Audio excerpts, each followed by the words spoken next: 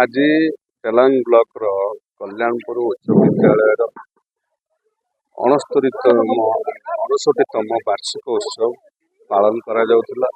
आज विद्यालय रे जे प्रथम वर्षर परीक्षा दे उत्तीर्ण होते आज केंद्र सरकार अवसर प्राप्त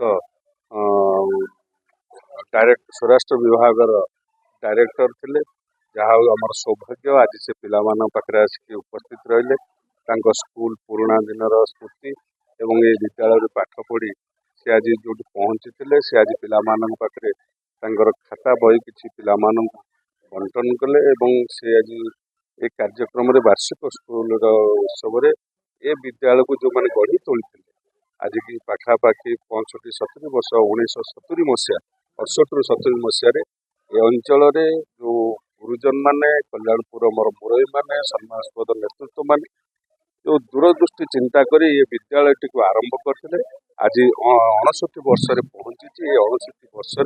ये अंचल विकास जो सूत्र सृष्टि ये अंचल 69 वर्ष बहुत छात्र छात्री ये विद्यालय उत्तीर्ण हो निजे एवं समाज सहित एवं निजक आगू नवा सहित ये डेलांग अंचल कल्याणपुर पंचायत को आगू को नबारे आज सहयोग कर तेणु आम आशा करूँ कुनि कुनि पिला माने विद्यालय जो मैंने भविष्य आगू को निश्चित भाव में यशस्वी प्रधानमंत्री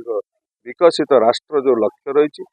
माननीय मुख्यमंत्री जो 2036 मसीहा बेलू विकसित राज्य भाव में ओडिशा आगू को जीवाई एमान होती आगामी दिन भविष्य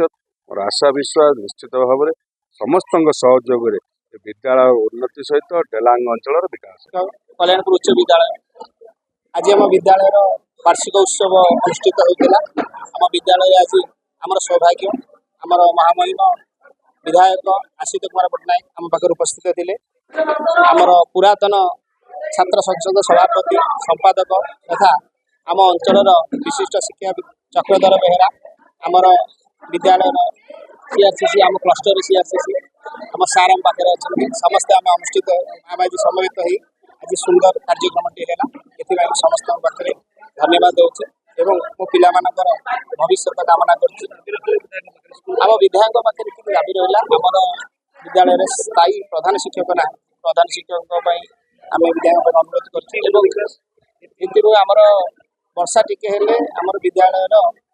खेल पड़िया आंठे पानी पिला खेली पाना तेणु विधायक अनुरोध कर खेल पड़ा द्वारा तथा आमर क्लासरूम एवं गोटे सामूहिक हल टे आम अनुरोध कर।